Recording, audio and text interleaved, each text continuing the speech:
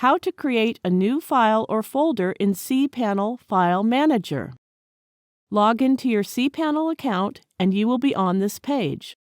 Now go to the Files section and click File Manager. There is a list of directories where you can create your file. To create a file within the public HTML directory, click Public HTML to open it in the adjoining window. You can see Public HTML directory is open now.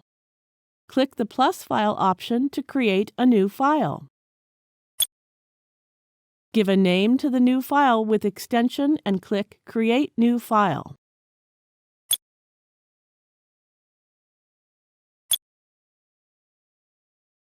Here is the created file within Public HTML. Similarly, you can create a folder by clicking plus folder.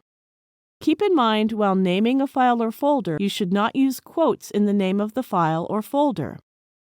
Thank you for watching.